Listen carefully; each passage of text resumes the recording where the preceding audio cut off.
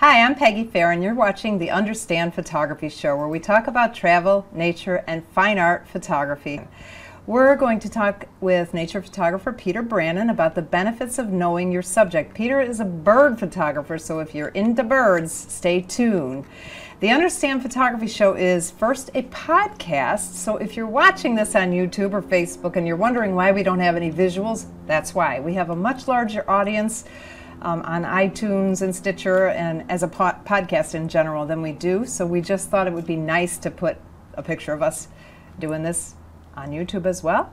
And if you are watching us, you see the fabulous set that Joe Fitzpatrick put together with the fake brick wall. Be sure to sign up for one of our freebies on our website. It's understandphotography.com. If you just, right on the front page, it says click here for freebies. We've got travel tips for photographers, which camera should I buy, how to get tack sharp images every time. There's all kinds of little free downloads and videos and things like that.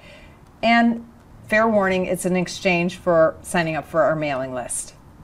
We also have a couple of Facebook groups where you can share photos, get tips, ask questions, things like that. One of them, they're both attached to Understand Photography. So if you go to facebook.com/understandphotography, you'll see them both when you click on groups. One is called the Understand Photography group, and that's a general group for general questions.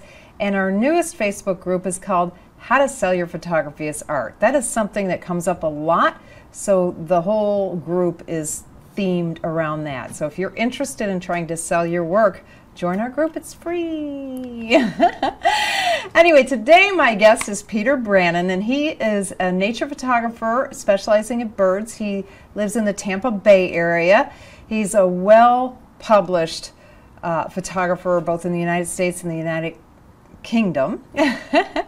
So welcome, Peter. Oh, thank you. Thank you for having me. And how long have you been photographing birds? Birds. Well, I've been photographing birds for about 10 years, and it started with my birding as well. They kind of started together. If you want to know a little bit what got me started, the first thing that I ever saw that grabbed my attention in the bird world was a diving osprey. I was standing next to a pond, and all of a sudden this majestic bird just plunged into the water and came out with this giant fish, and that just captured my imagination. I was hooked ever since then, and that sort of got me interested in trying to capture that behavior on digital camera if that was possible. And I learned later that it was. But as I went out more, I saw different birds, and I wanted to learn more about them. So, and it kind of escalated from there. Now, was that because you moved to Florida and all the cool birds we have down here? Or? Well, I've actually gone back and forth quite a bit. Yes, Florida is amazing, no question about it. I think it's probably for bird photography, up there among the best in the world. But Nova Scotia, where I'm from, is got its very wonderful gems as well, and it's different. Little less cooperative, the birds up there, than they are down here. They're less cooperative? Oh, yes. What do you mean by that? Well, for example, great blue herons is a bird that we're very familiar with down here in Florida. They're all over the place. You can practically walk up to them, or they'll walk right by you. Up in Nova Scotia, if you get within 50 yards of them, they just flush. They disappear. I don't know why that is. Well, I've heard things. Because that's the same bird. Same species, but different. They're up there over the summer months, so they have different behaviors. They have different. I've heard rumors that possibly at some point in the history they were consumed. So they might have a different fear of people up there. So it's hard to say for sure, but. It's remarkable down here how cooperative the birds are if you're from there. It's one of the reasons that a lot of people come down here to photograph birds. You got me pondering on that, because I would think that the same birds would have the same behavior no matter where they were, because those are the same exact birds who are going to end up in Florida, right? Don't they fly all the way to Florida, or do they come that far? Some of them. I mean, there are certain birds that have overwintering populations, we call them, like ospreys, for example. There are some that travel north, and then there are some that are here year-round. But what about those great blue herons that you see in Nova Scotia? They don't stay there all winter, do they? No, no. So where do they go? Do they come this far? Yeah, absolutely. Yeah. So why would they behave differently down here? Maybe it's just hot and they're tired and they don't want to move. Yeah, or, maybe Canadians. I don't know. It's, scared of Canadians. Exactly. Yeah. We are intimidating people, right? So, but yeah, it's a good question, and one I'll have to put forward to some of my ornithologist friends, for a better answer. Now we have to figure that out. And if we do figure out the answer, Heather will put it in the show notes. Okay. So now you have an assignment to do. As soon as the show is over, you have to look that up Noted. and try to figure that out. Okay. But you have a different species of birds up there too, right? Mm-hmm. Because a lot of those birds don't fly all the way down to Florida. No, and that's the thing. For example, like snowy owls are majestic, beautiful birds. I mean, that's one of the birds that we get every winter up there. Oh, I would love to see one of those. I've seen so many pictures. They're so amazing. Now, do they go south at all in the winter? They do, and not to get too far off track, but it's an interesting thing. In Jacksonville, I think it was 2014, we actually had a snowy owl show up here in Florida. Wow. Yeah. So that was big news. Big news. Talk about local celebrity, and it brought in photographers and birders from everywhere. The reason that happened was during what they call an eruption year, which is a lot of birds of that species flew south. The younger birds moved south because of the hunting grounds, and that one just managed to come all the way down to as far as Florida. So. But they were all over the states in big numbers in 2014. And why was that? I believe it has to do with the fact that they had a very successful year in terms of reproduction and. You mean there were more babies? Yes. Okay. Lots more birds, and I think the hunting areas were overlapping and they were being pushed south. Oh. So that is my understanding of why that happened. But they were all over the states. It was.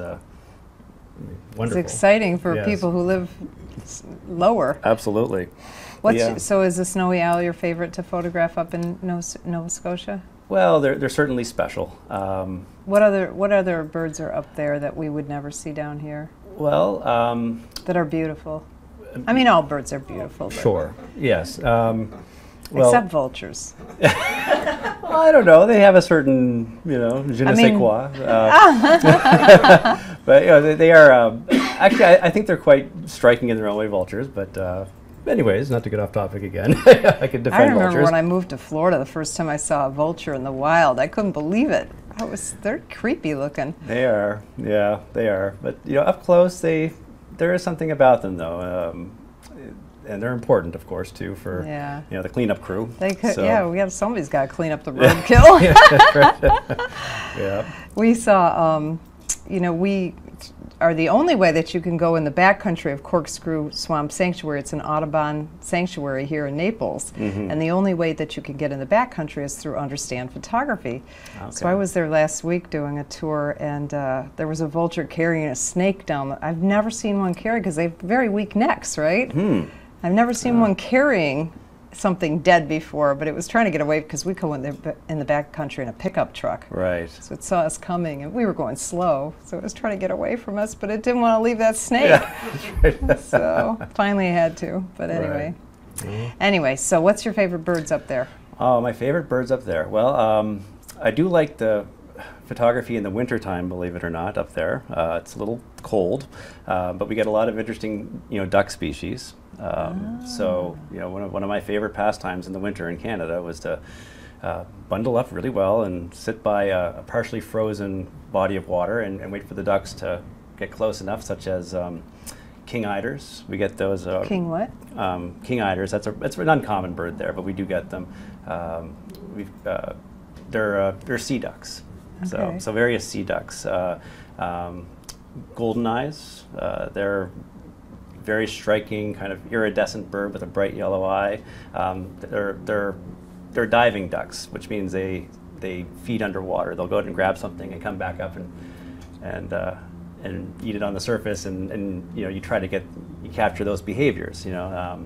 But they're beautiful, and I actually like the settings, the winter settings as well. With the white background, simple, that sounds clean really compositions. Pretty. Yeah. So not as much clutter. Right. And they don't blend in as well, or do they? Well, some of them do, but I mean yeah, the winter compositions are just a different thing than you get down here in Florida. Beautiful in a different way. But yeah, certainly the cleanliness of the compositions are lovely. With the snow, the ice, and the water. It sounds sort of monochromatic, but it's actually when you have the right light, the colors do pop on the bird. And you do the same type of light. You go late in the afternoon or early in the morning? Yes, and I guess that is one advantage too. In the winter months in Canada, you can shoot sometimes close to all day because the sun never, gets totally harsh. You get a lot of. So I'll be out there sometimes at 11 o'clock, and I'm like, wow, the light's still great. Isn't that something? So we're down here, past 9:30 sometimes. Oh, it's harsh, I know. You're getting into... Even an hour before sunset is sometimes it's nice, and sometimes it's horrible. It's white and harsh. Oh, yeah, the shadows, and yeah, absolutely. So, it's different things. Now, the ducks stay up there all year round then? Some of them... Where do they live? Do they burrow in the snow, or how do they stay warm? I don't know that much about winter.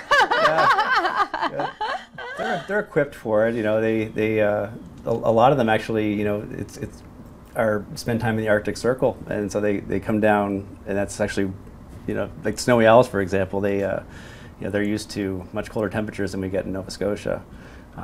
So it's. But yeah, the ducks specifically, a lot of them spend their lives in the North Atlantic Ocean, which is not exactly the most hospitable. Wow. Yeah. That's so interesting to me. Yeah, absolutely. Yeah. I mean, I'm glad that species and people will live up north because I don't want it to get too crowded down here. But it is nicer. It is nice down here. But both the birds and the people do, migrate somewhat here. So. Right? Yep. Yeah, somebody told me 1,000 people a day move to Florida. Something like that. That's crazy. Yeah. So do you have a favorite bird down here in Florida? Now you even in Tampa, you have different birds than we have here in Naples because we don't get the sandhill cranes. Right. In Fort Myers they get them, but we don't get them down here. Right. But you said you don't get them at Fort DeSoto, which is your favorite place to go? Well, not there specifically. They're more of an inland bird. You find them in marshes. That's where their nests are often in the middle of a body of water or a pond. Okay. And Fort DeSoto being sort of a coastal environment, it's not typically where you would see them. As far as my favorite birds to photograph, boy, it is a tough one. But I mean, certainly if you come to mind. Black-necked stilts are a lot. Black-neck stilts. Yes. I don't know what that is. It's one of the, okay. Well, they're called black-neck stilts because their legs are about that long. About that long. Tell our podcast people how long that is. Okay. 12 inches? Yeah, I'm afraid that if I throw a number out there, someone's going to crucify me on a forum after. It's not that long, or it's not long enough.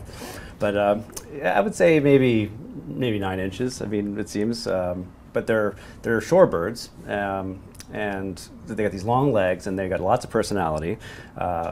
They have this wonderful courtship behavior that is spectacular to capture if you get the opportunity, where they will copulate in typical bird fashion, and then afterwards sort of walk together in the sort of arm in arm. It's a very tender moment. But they'll walk together and then kind of go their separate ways. That's what they're going to crucify you on, for arm in arm, because they don't even have arms. Oh yes. What was I thinking? Yeah. Do they literally put their wings around each other? Well, yeah. The male will hop off and then stick its wing out like this, and then closely walk together, almost in tandem, for I want to say maybe 4 or 5 feet, and then they kind of go their separate ways. And it's just a very neat little moment. And I love to capture that behavior. Not to mention they're just a lot of fun to watch with their long silly legs and their feeding and they're bobbing along. I love them. Now tell me more about them, and how did you learn about them more than anything? Because how did you know about this behavior? Was it just from watching, or just from watching? Yeah. I mean. So what do you do? Let's say and I have to admit, I've had a lot of bird photographers on this show, and I'm just not that into birds. I like to look at them, but I'm not into them enough to to bother to learn how to photograph them, I guess. Right. But do you just go to the beach? Or, well, this is a shorebird, right? Yeah. So do you just say, okay, I'm just going to go and watch the birds and take my camera and see what happens? Absolutely, actually. And then you just watch, and then eventually, if you go often enough, you start to see patterns. That's right. I mean, at Fort DeSoto, we'll use that as an example. I think it's been talked about on the show before, and it's a place I'm familiar with. There's sections of beach there where there are dozens of birds around you all the time, and just sitting down and letting the whole environment get comfortable with your presence, and then just watching the behaviors unfold around you. That's how I learned about these things. And as you mentioned, patterns. That's exactly, I think, the most crucial thing to bird photography when it comes to capturing behaviors is seeing these patterns in nature emerge. Sometimes it's a feeding behavior. Maybe there's a bird on a post that is going down to the ground and grabbing an insect, and it does this spectacular wing display when doing that. And maybe you've witnessed that 2 times in a row. Well, there's a pretty good chance it's going to happen again. So anticipating that, you can get yourself ready for it and try to capture that shot. And I really think that is probably the most important thing I've learned in nature photography, is being able to identify those patterns in nature. Okay. So. And how else do you learn besides observing? Well, certainly. Look things up when you get home, like what kind of bird is that? Yes. I did that the other day. We were taking a walk. Yesterday, was it yesterday? The day before? We were taking a walk in the morning. I walk in the mornings, and of course, no cell phone or anything on me. And we saw this beautiful heron. Mm-hmm. I was thinking, I've never seen a heron with a bright blue beak like that. Oh, yeah. So I tried to describe it on Facebook, and people were saying, oh, it's a tricolor, but they were sending me pictures with a brown beak. I'm like, no, it had a bright blue beak. And then it was a tricolor. Right. Color, but it was, why is sometimes the beak blue and sometimes it sounds like it might have been breeding plumage. Oh. This time of the year, the birds are all, looking pretty sharp for nesting season, and the tricolor specifically actually is. So his entire beak changes color. And their eyes are like bright blue. I mean, it was like, that is so pretty. Of course, I had no camera whatsoever on me. Yeah. Yeah. The one time I want to photograph a bird. No, I'm just kidding. Well, I mean, certain times of the year. I mean, it's a good point. I mean, tricolored herons, nesting birds do have a lot more color this time of the year. So when doing bird photography, it's good to note that certain times of the year. So is breeding season always the same time every year? Yes. Approximately when? Approximately, well, it's happening right now. So I would say over the last month, it sort of began with certain species. Right, but these people could be watching this show 6 months from now. So you're sorry. talking about March? March is when it starts. And is that specific to Florida? No. Or in Nova Scotia? Springtime. Spring in so I'd say general. maybe spring is probably the best way to describe it. Yeah. Okay. Now I don't know all the various species that breed and up across the coast. Some breed all year round. I would think, because you see babies sometimes. Yeah. Don't you? This is the busy time of year with like the sandhill crane colt, for example, that we were talking about earlier. That this is pretty much we're at the end of their period right now, but they started about a month ago. This is the time of the year where people look for that. Owls as well. I mean, you see a lot of owlet photos popping up this time of the year because that they're starting to branch out. How long like is a typical gestation period for a bird? It would vary. Is it short though? Oh yeah. I mean, like 2 weeks short or like 2 months short? I don't know. I'm giving you some tough It questions, is, yeah, aren't I? Yeah, like stick to the script, would you? Some of the finer points of the biology, I have to admit, I need to do a little work on. But I'm just curious because you're saying that all the babies are here, but yet they're in their breeding plumage. Right. So Well, yeah, doesn't there have to be some time in between there? Yeah. Like first Right. you got to get your breeding plumage going on, Right. and then the babies come later. That's right. Yeah, that's right. You start to see the courtship displays first, and then you'll go to a rookery, for example, and a rookery is a place where a lot of birds nest. You'll see a lot of different nests and and sometimes quite a few different species nesting together, sort of allies per se. That would avoid the same types of predators, and you'll see. A lot of birds displaying, the great egrets. You may be familiar with them. They have the long egrets that kind of come up and they'll bob their heads, and that's their way of sort of starting things out. And then they will hook up, and then after a period of time, you'll see eggs, and then eventually little heads will pop out. And as far as how long that takes, I'm not 100% sure, but I would say probably, weeks to a month or something. And so not long. Yeah, not long. So spring is the best time to photograph birds pretty much always, because you're going to get the breeding plumage. Is that what you call it? Yes. Breeding plumage. Yeah. And they literally change colors. And I know what are the egrets that get all the cool feathers? Are they all egrets, or is it just there's some kind of white egret that I see a million? Egret. Yes. Is that what you're talking about with those yes. cool feathers that everybody gets pictures of those? And that's right. A highly sought after image, that one. By the way, if you are in Naples, the Naples Zoo is a really good place to capture that. Oh, really? Because they've got them right by the alligator pit.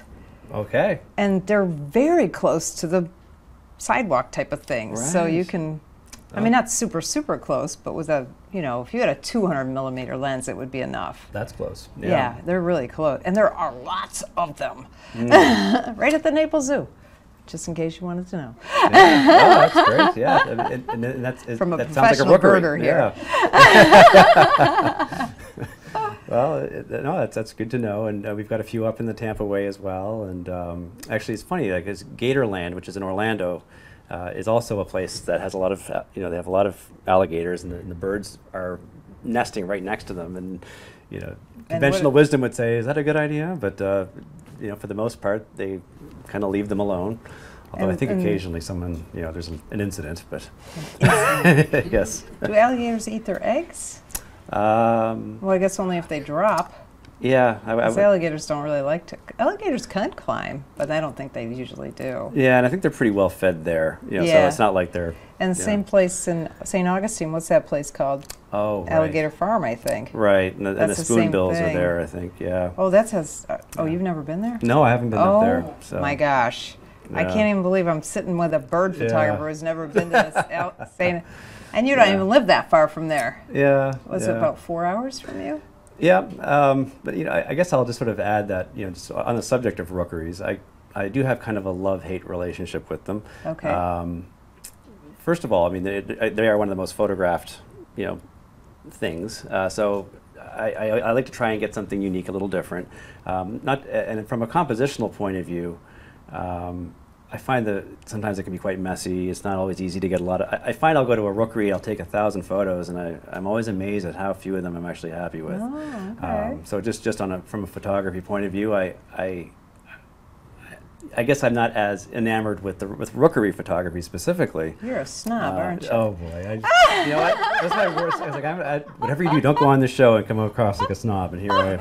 Yeah. I'm just teasing this poor guy. I never even met him before. I don't know why I'm picking. I don't usually pick on my guests. Something about you just makes me want to pick on you. Fair enough. It's because I'm Canadian, isn't it? Yeah, that's it. Actually, I'm from Michigan. Oh, well, so that's practically Canada. I did all my early drinking in Canada because drinking age was 19. Right, just across the border. Yeah. But I mean, again, I do like rookeries. I mean, they're wonderful. I'm just saying I'm just amazed at how hard sometimes it is to get the shot that I'm looking for. I mean, there's so much action. You think there should be all these great opportunities, but there's a lot. There's a lot of birds. It's hard to get isolation.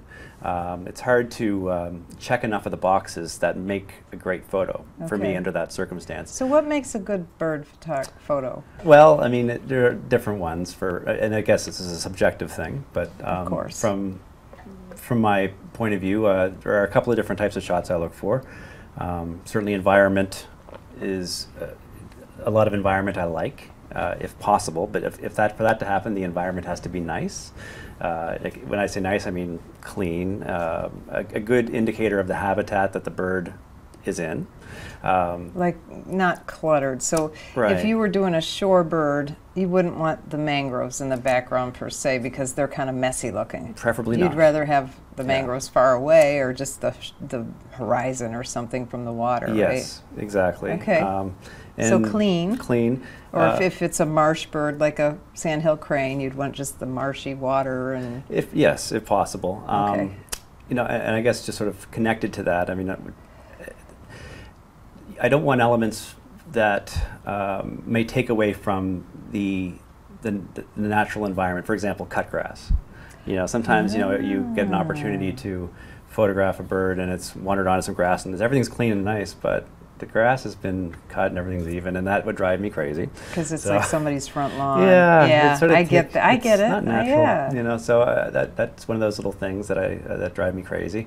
I would definitely look for behaviors that we talked about before. Personally, I like the nature story to sort of be told in the image if possible. The portraits are good too. I mean, I like a good bird portrait, and for that to happen, I mean, you have to have good depth of field, you know, beak to tail, and obviously sharp and focus. All the fundamentals of photography need to be kind of in place, and that's not always easy because certain birds do not like their picture taken. So. Perching birds, for example, much more challenging than, say... Because they just sit there for a minute and they take off, right? A minute. Oh, I wish. I mean, a minute, yeah. 4 milliseconds, you know. And then there are the ones that not only don't stay still, they don't like to be out in the sunlight. They like to, they're skulkers, you know. So, when I look at a photo, I don't think they can all be judged the same way species to species.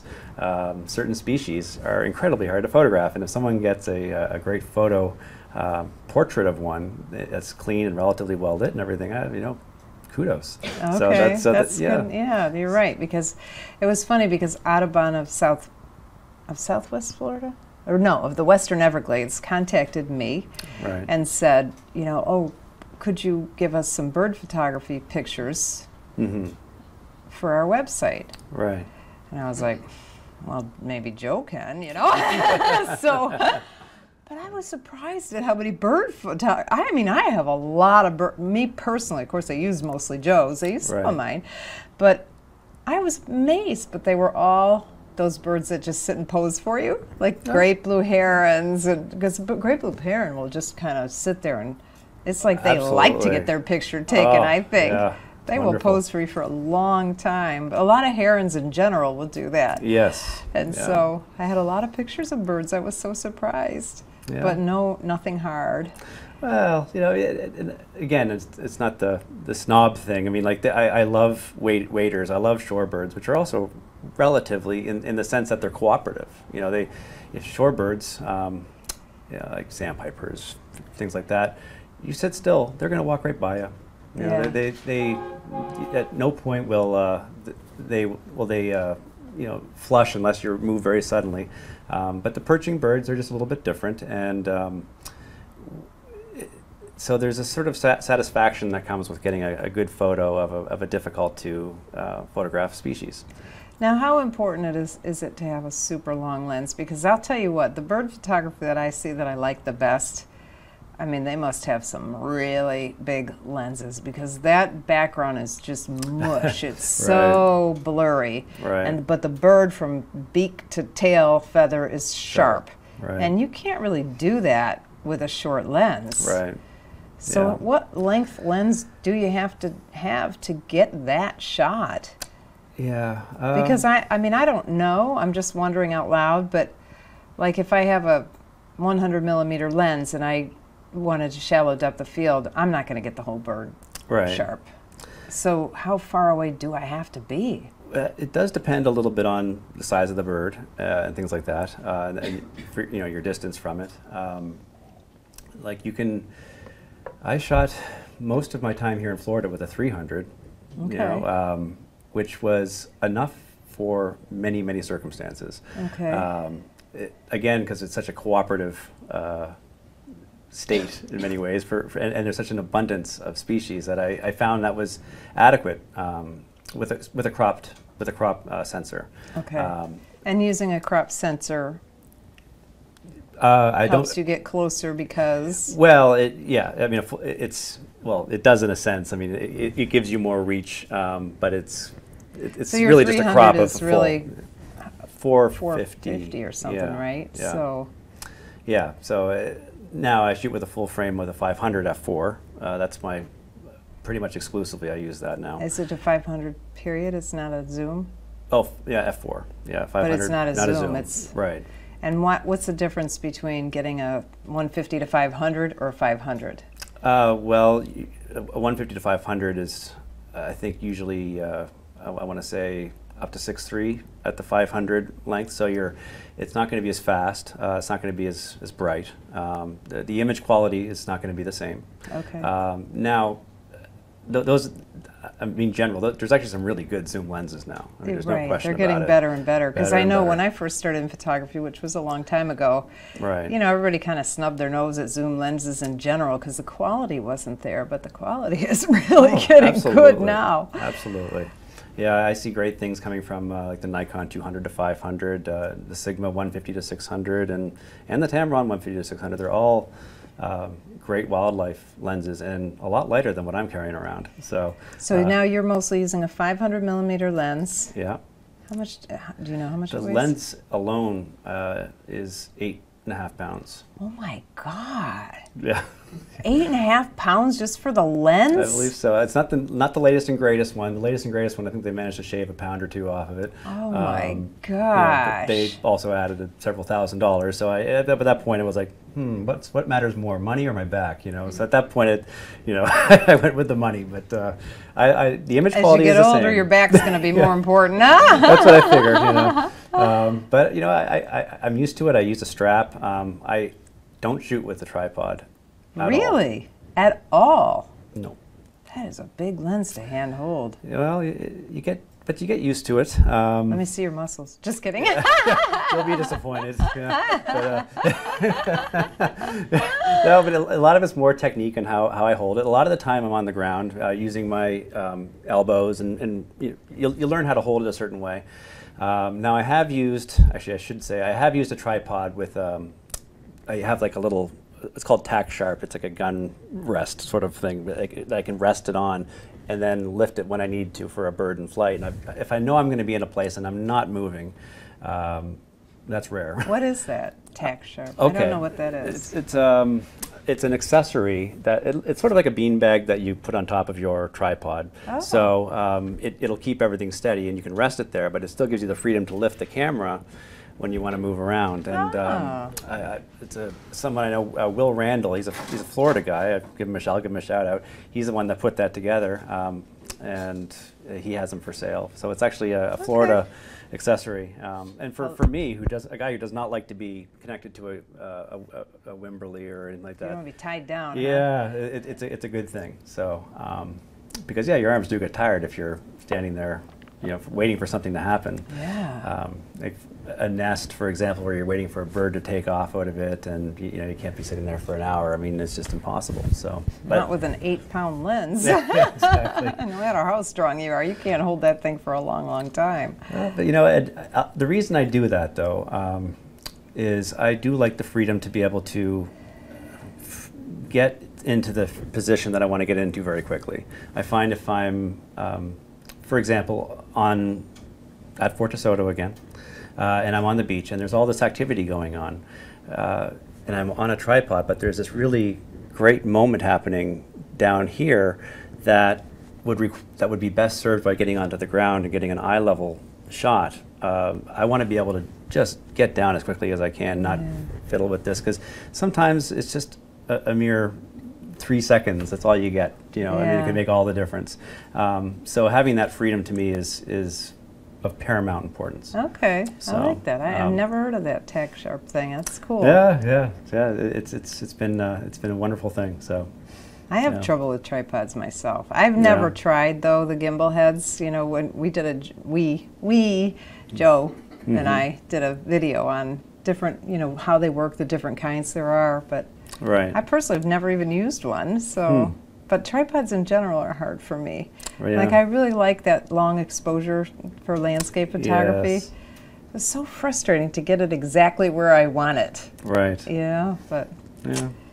I definitely get the I'm advantages. not a patient person, though. That's not one of my strengths. And that's something that in bird photography you need a little bit of patience. Definitely a little bit, but it really helps if you know the behavior. You don't have to have as much patience because you know what's going to happen. Am I right? 100% of the time.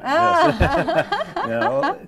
Well, that's the thing. I mean, and that's where birding and bird photography, and they are separate things, by the way. In my, as I see it, they do complement each other very well. You know, earlier in the show, you asked, you know, what are some good sources of information? Well, I think that getting connected with your local Audubon chapter is a wonderful thing. If you're a bird photographer or looking to take pictures of birds, just getting connected with them, you'll learn about what's in the area. A lot of them will have discussions and talks about the life cycle of certain birds, so you get to learn just more about where to find them, what to look for. Do you know how much it costs to join the Audubon Society? Well, there's the National Audubon Society, and then there are the local chapters, and I think they're a little bit... It's about $25 a year. Are you kidding? That cheap? Yeah. Oh, that's nothing. So. I mean, here we have, you know, we've got the Audubon of the Western Everglades, but we also have Corkscrew Swamp Sanctuary, which... One of the things they have there is they have this long boardwalk, and they have all these volunteers who just sit there and say, oh, the barred owl is over there. Oh, down there is, you know, oh, I saw, you know, painted bunting over there. And it's so, I mean, I don't know if they have them every day, but they have them on the weekends at least. I know there's just a lot of volunteers, so you're right. They also have a lot of other things, too. They have a lot of programs and things like that, right, at Corkscrew. So... No, that's great advice. $25 a year, that's it? Well, you're not positive. Well, I mean, that's what the national one was last time I did it, and I just did St. Pete's Society, that was 25. So I don't know how standardized that is across the board, so I'm kind of hesitant to say every one is like that, but it's pretty inexpensive. That's the ballpark. Yeah. And then you'll be on their newsletter, so you'll know when things are coming up and things like that. Absolutely. And you'll meet other birders, because that, for me, everything I know about bird photography, I've learned from bird photographers. And I know a lot more than I realized. Like when you were talking about the behaviors, you know, I think, oh, that reddish egret. I know I've seen so many cute pictures of them doing I've never seen one do it in real life, doing the fancy dances that they do. But I've seen so many pictures from my bird photographer friends that it's like, that looks like a really cool bird to photograph. And you make a great point that you know, there's a symbiotic relationship between birders and bird photographers in that way. You know, we can learn a lot from people who are birders, and I'm saying people who are really just not into the photography but into the birds. But the bird photographers can bring a lot of bird awareness and to people who are not so interested in just through the photography. So I think that brings interest in birds as well. So it's all kind of feeds one another, and just being connected with both sides of it has a great advantages for the photographer, for the birder, and the bird. So anyways, that's just my little thought on that. So what are some bird behaviors that we should watch out that are kind of general for all birds? Because somebody told me, like, if they poop, they're about to fly. Oh, that's a good one. Yeah, is that true of most birds? Absolutely, yeah. Is that true all the time, or sometimes they just poop because they're in a mood? Sometimes they just poop, yeah. Because I know where I lived, I don't live there anymore, but I lived near a lake when I lived in downtown Naples, and we had Muscovy ducks all over the place. Yes. Those things pooped and pooped and pooped and pooped, and they hardly ever flew. Yes, that's true, yeah. They're quite a menace. Yeah, they're everywhere, and they tend to sort of run the pond, don't they, wherever they are. They kind of boss and everyone they're not around. pretty birds. And invasive, so. But yeah, I mean, but the bird behaviors, yeah, there's sort of a universal, within certain types of birds, behaviors to look for. Okay. You know, like the pooping is a classic one, because usually when that happens, if you're waiting for a takeoff photo, which is always nice to get, you know that it's probably going to be coming. So get your camera up and get ready to take a shot. Same thing with. I'm trying to think of other good examples. Feeding, you know, there are sort of common, like the reddish egret, for example. I mean, it's kind of an explosive dancer, but you know, it does do certain things, little quirks. The way it twitches its head might tell you that, oh, he's going to go. He's going to start dancing over here, and so you kind of know when it's going to happen. But these are things that it comes with experience. You can't read it necessarily in a book and then go out there and get all this. You have to spend some time with the birds to know when that's going to happen. Are there any apps that you could, like, if you're sitting out there at Fort DeSoto? Sure. I've never been there, but yeah, it's a good example. And you see a bird, you know, let's say you didn't even know what a reddish egret was, and you saw it out there and it was doing the funny dance. Right. Could you look it up and say, what is this? First of all, I'm sure there must be an app that can identify the birds, right? Yes. Sibley's has a great app. How do you spell that? Sibley's, Sibleys, and Okay. Sibley's is a well-known bird handbook. It's been around for a long time. So they've also got an accompanying app that has photos of, you know, different plumages, you know, breeding plumage, male, female. It also has audio. So if you hear something and you want to check to see what it is, you know, so yeah, it's a great resource when you're in the field. And there's several others, but I think that's the gold standard. And it has the behaviors in there and everything? It has, I think, life cycle description, which will include some behaviors. Okay. So. Are there any other just standard behaviors that most birds do? Well, I mean, like, what about diving birds that dive for the fish? Is there a way that we can know when they're about to dive? Well, like if you see an osprey or even a pelican. Yes. Is there some clue that they're about to go? Yeah. Of course, usually there's time because they fly so high. You usually have enough time to deal with it because they're right. Yeah. But they're pretty fast. They are, and I personally really enjoy trying to get those diving shots because it's you know, everything happens so quickly. They make little micro adjustments to their body as they're about to go into the water. So tracking them, you know, with a sort of a continuous autofocus and with a camera that can handle a reasonable amount of frames per second, it's a fun challenge. You know, even experienced photographers, it's a challenge to get that shot. Now, what kind of camera do you have? I'm currently shooting with a D850, a Nikon D850, and I have a D500 as sort of my secondary camera. Okay. And I love them both. I'm a big fan of both. I thought the D500 was going to be it for me for a while until I tried the D850, and I was like, well. People go crazy over that camera. It is impressive. It's impressive. It has all the autofocus things that I loved about the D500. It has one less frame per second. It's 9 frames per second with the battery grip. So you have a battery grip on there too? Yes, I do. Because the 8-pound lens is not heavy enough? Yes, it's What's a workout. the benefit of a battery grip besides having 2 batteries? So it'll last twice as long. Yeah. But those professional batteries last forever anyway, so you don't really need those 2 batteries, do you? Well, not always. With the D850 specifically, you get 2 extra frames per second with the battery grip. So Nikon, when they ship the D850 without the battery grip, you get 7 frames per second. And if you want the 9, you know, what it's fully capable of, you have to use the battery grip with it. So it just needs more power in order to have the extra? Yes. Ah. Yeah. So now. But I mean, there is something to be said. It's easier to have steadier shots with a heavy camera as well. It's true. Am I right? It's true. Yeah, I found that if you to can be the hold case. it. Yeah, there's a trade-off, right? Yeah, if you find your pannings are going like this after a while, you know, there's probably something wrong. But yeah, your horizons are starting to get a little tilted. But yeah, no, I have found that actually with the heavier camera that in some ways it does seem I do find with the lighter cameras, I'm more likely to move around more, and it's a sort of a strange phenomenon. It's sort of counterintuitive, but yeah, I have noticed that. But yeah, the D850 with the battery grip, 9 frames per second.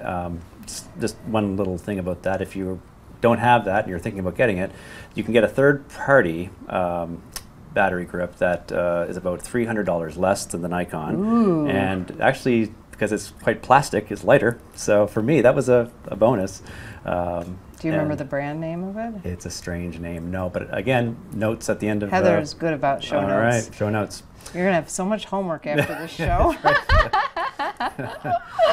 But yeah, that's just something in my research at the time I came up with, and it's worked great for a number, just over a year now since I've had the camera, so no problem. Yeah, so that gets my endorsement. Now tell me about the focus. Now, do you use different focus zones, or do you use one focus point? How do you? Almost all the time single. Single focus point. Yeah. And do you use the different zones where you, where it will only focus within a zone, or do you? I'm constantly moving where the center point is to try and get the eye of the bird or the head, so that's sharp. So very often my thumb is going crazy trying to keep the. Nikon makes it so easy to change the focus point. That is a real benefit of Nikon. You don't have to push any buttons. You could just, as long as it's not locked, you can just hit your multi-selector, right? Yeah, exactly. No, I mean I don't. But it's also very easy to hit it by accident. Yeah, so, yeah. Sometimes in the fluster of the moment, you can make a mistake like that. But I think everyone has probably done that at one time or another. But but I don't know how to compare it to Canon because I've actually never shot with Canon. Oh. So I've been Nikon almost all the way through. So yeah. Well, because we teach, I have to learn everything, which is hard for me. Right. I'm a Canon shooter. I just know what I like better about Canons. I know what I like better about Nikons, even though I'm not a Nikon shooter. Moving the focus point is a big thing. I mean, that's because with Canon you have to push an extra button, and then sometimes you use this style, and sometimes that drives me crazy. Right, right. Where Nikon, you just move that multi-selector, boom, it's so easy. So yeah, well, pluses and minuses. I think they're probably equally great. And I do too. It's just that's one thing Nikon really excels in my opinion. All right, what else? Oh, well, give us some good, do you get like top 10 tips for bird photography? Oh, well, actually on the way down, we were supposed to have quite a bit of rain. I don't know if you noticed that coming in off the coast today. It was raining very hard this morning. So just sort of on the subject of where to get birds and good times of the year, spring, this is also migration season. So they're leaving us too. Well, they're going north right now from South America. They're all heading up now. Florida is, particularly the west coast of Florida, is a spectacular place for migration. So when you have a weather event like the storm that came in today, that pushes things onto the shore, that is a great opportunity to look for migratory birds that land. So we're going to see like odd birds that that you normally wouldn't see. Yes. Oh, yes. How cool is that? Oh yeah. Now again, this is another reason I love Fort DeSoto. It's one of the best known migrant traps, or places that the migrants will land when they come ashore, because it's one of the first stops. And if you have a weather event that blows in these birds, they'll drop in by the thousands we call that a fallout. And last year we had one where we had these bright red summer tanagers and scarlet tanagers show up, hundreds of them. What's a tanager?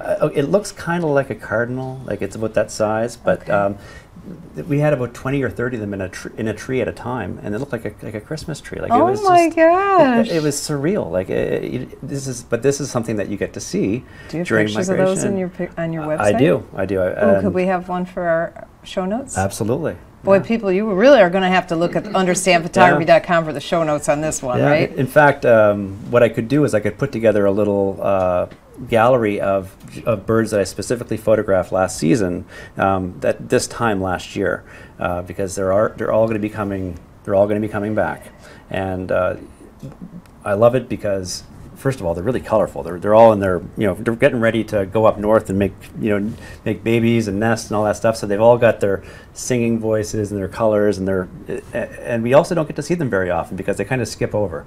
They fly, they spend their time down in South America over the winter time, and then as it gets warmer, they go up to like the boreal forests or nest in various places up north. So they kind of stop over here, but they do a pit stop. So if we get the right weather that forces them to land here, then it's an opportunity for photographers and birders to go out and see them. That's some good advice. I've never heard that before. Oh, it's And wonderful. how long do they stay? Does it depend on the weather? It depends, but not long. Sometimes a day, sometimes a week. Okay. But this whole thing happens through May, I would say, and end of March all the way through to middle of May is the hot time for migration, with stragglers on either end. So that's cool. Yeah. It's funny you say that because I walk every morning, and on the weekdays I go to my friend's house. She lives on a lake, and we walk around her lake a couple times. And we saw these birds with white wings, or I think they were ducks. Okay. We're like, oh, how cool is that? But we couldn't get close. Right. And then we couldn't find it. I don't know if it was in the marshy or wherever, or if it flew away or whatever. We just saw one. I never saw it again. I mean, we walk every single day. 5 days a week around that lake, and then, well, sometimes 6 days a week, because if we're busy on the weekend. Most weekends we go to the beach, because it's so nice here. Oh, yeah. I love the beach, especially we probably had a mega rarity or something, and it was probably something that birders from all over the country would have came visited. So it was only there for that one morning. I never saw it again. I was like, oh, look at that. I'm gonna have to start walking around with binoculars or my long lens. I don't even. When I first started walking with her, she's like, no camera, no cell phone, nothing, because I know you're going to be stopping and taking pictures. So yes, I don't bring the cell phone with me. Sometimes at the beach I do on the weekends, because we're not in a hurry to get back and get to work and all that kind of stuff. So, well, what projects, what adventures are coming up for you? Nothing. I'm not going anywhere anytime soon because I'm going to be busy with my other jobs and my other things that I got going on and family stuff. But I'm looking forward to taking part in migration, both as a bird photographer and a birder, over the next little while. And I've just redone my website, so I've got some boring office side of the stuff going on, but I know. I know. Don't you hate that more of our job? If you're a professional photographer, way more of your job is boring office stuff than taking pictures. I would say of course I do a lot. We have a whole team of people who work here. So we have we do event photography and portrait photography and event whatever. But I would say less than 10% is taking pictures. I would say more like 3%. Yeah. Oh boy. It's just not. It's not what people think. Right. Yes. Yeah. So you've got your website. You're working on your website. Yeah. So that's exciting. It is. It's exciting when it's done. Yeah. It hasn't been refreshed for a couple of years, so I've just been kind of working on that side of things. Next year, I plan on going to Costa Rica and doing a few things sort of a little further away. Maybe Iceland is another one I'm interested in doing as well. So, nothing too big on the immediate horizon. I mean, Florida keeps me pretty busy, so. This is the place to be for a birder, that's for sure. Now, what is your website? PeterBrannon.com. PeterBrannon.com. PeterBrannon.com. Yep. But make sure that you go to our show notes at understandphotography.com, because of course we'll have Peter's link there, but we're also going to have all the stuff that we talked about in the show today. Thank you for being on the show. Oh, my pleasure. It was great. Thank you for coming all the way down. I know that was quite a way. And to the audience, I hope you would do us a favor and leave us a review on iTunes. iTunes is the best place to leave us a review of everywhere you can leave us a review, because it gets picked up faster and it helps us come up in the search engines for our podcast. We really appreciate it. It's the Understand Photography Show. If you have any suggestions for topics or guests, let me know at Peggy@understandphotography.com. I'm Peggy Farron. Thank you so much for watching the Understand Photography Show.